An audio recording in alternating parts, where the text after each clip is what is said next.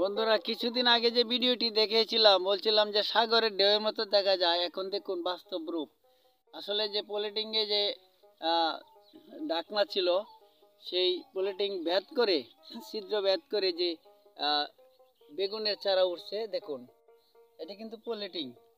এখানে ওর গাছ আর নিড়ানোর জন্য আর প্রয়োজন পড়বে না। এখন এই যে দেখুন, প্রতিটি চারাই কিন্তু খুব সুন্দরভাবে উঠছে এবং প্রতিটি চারার গুঁড়িতে একটি করে কুড়ি গাড়ি দেওয়া হয়েছে, এই চারাটি যাতে জোর পায়, কারণ বেগুন গাছটা অনেক লম্বা হয়। তো আমরা দেখাচ্ছি সেই বেগুনকে, যারা কৃষি কাজ করেন তাদের জন্য এই পদ্ধতিটা অনেক ভালো। এই নতুন নতুন পদ্ধতি উদ্ভাবন হলে অবশ্য ভালো আমাদের দেশে, যেটা সাশ্রয়ী হয়। আমরা আমাদের এই যে কালাম ভাইকেও পেয়ে গেলাম বাড়িতে এসে। তো সেই আবুল কালাম ভাইকে পেয়ে খুব খুশি, আমি দেখাচ্ছি সেই কালাম ভাইকে অবশ্যই। তো সেই কালাম ভাইকে পাইলাম আবারও, আমি গত তারিখে এসে পেয়েছিলাম। আসসালামু আলাইকুম। ওয়ালাইকুম আসসালাম। তো ভাই সাহেব ভালো আছেন? জি ভালো। যে আমরা যেখানে দাঁড়িয়ে আছি সেখানে তো শুধু সবুজের সমারোহ, শুধু সবজি আর সবজি। সবজি আর সবজি, এটাকে আমরা গ্রাম্য ভাষায় কি বলে, কুপোষিল। হ্যাঁ কুপোষিল। যে আসলে ভাই সাহেব এইভাবে তো ফসল আগে করতো না, অনেক মানুষে পরাপুরে থাকতো জমি। আগে এই ধরনের পদ্ধতি আছিল না যে পলিথিন দিয়ে গাছ লাগাইলে ফসল হবে। আর এই যে আমাদের নয়াপাড়া গ্রামের পিছনেও দেখলাম অনেক, মানে একটু জায়গা আর পতিত নাই। আগে তো এই একটা ফসল করে থাকতো সারা বছর, খেলাধুলা হইতো, খালি দৌড়াদৌড়ি, গরু বাছুর সাইরে তো। এখন আর গরু বাছুর সাইরে তো আর কোন রাস্তা নাই। না না না, প্রত্যেক জায়গা বলতে গেলে নাই। ভালো ফসল করতেছে, বেচতেছে, হ্যাঁ গৃহস্থে, হ্যাঁ টাকা পয়সা উপার্জন করতেছে, এটা তো ভালো।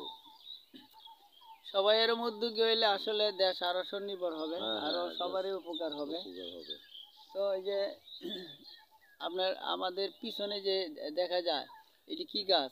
এই পিছনে হইলো ভুট্টা আছে, লাউ আছে, লাউ আর মিষ্টি কুমড়া যেটা বলে আর কি, যে মিষ্টি কুমড়া এইগুলা চাষ করছে।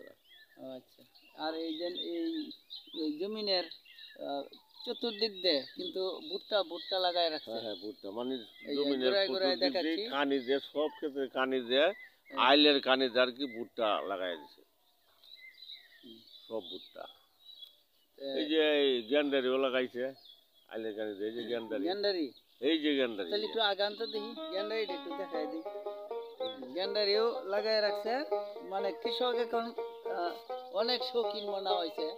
যেমন আমাদের একের সাথে তিন আছে না, আমরা পড়তাম টমেটো, গ্যান্ডারি, সিম, হ্যাঁ বেগুন, এবারে ভুট্টা একসাথেই লাগাই দিচ্ছে। এই যে বেগুনের পদ্ধতিটা আবার একটু দেখাই দিচ্ছি, পলিটিং পেছানো। এই বেগুন গাছগুলো মোটা ছোট হয়ে উঠছে, আর গাছ বাঁচার কোনো প্রয়োজন নাই। তবে সার গোবর পানি তো দিতে হয় না? মেশিনটা পানি দিতে হয়। আর সার দেয় কেমনে? সার তো একবারে দেওয়া হইছে। ও আচ্ছা আচ্ছা, একবারে হ্যাঁ পলিথিনে নিচে সার দিয়ে পরে লাগাইছে। সার একবারে দেওয়া হইছে? একবারে সার দিছে, সার দিয়ে পলিথিন বিছাইছে, বিছাইছে পরে বাজে চারা লাগাইছে, চারা উঠতেছে। আর এই যে আমরা যেখানে যে বন্ডাতে এখন দাঁড়াইছি, এটার নাম কি? এই জায়গাটার নাম হইলো সারাইল তারা পড়ছে সরতাইজাঙ্গা। সরতাইজাঙ্গা না?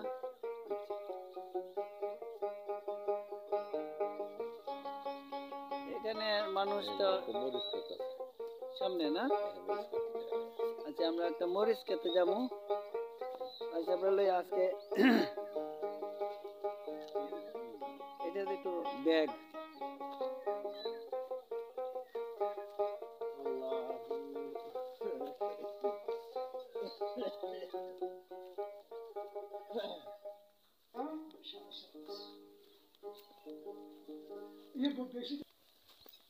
দেখুন, এখানে আসলে আপনাদেরও মনটা ভালো হয়ে যাবে। ওই যে টমেটো ক্ষেত, ওই যে টমেটো ক্ষেত, পাকনা টমেটো, তারপরে এই মরিচ ক্ষেতটা একটু দেখাবো।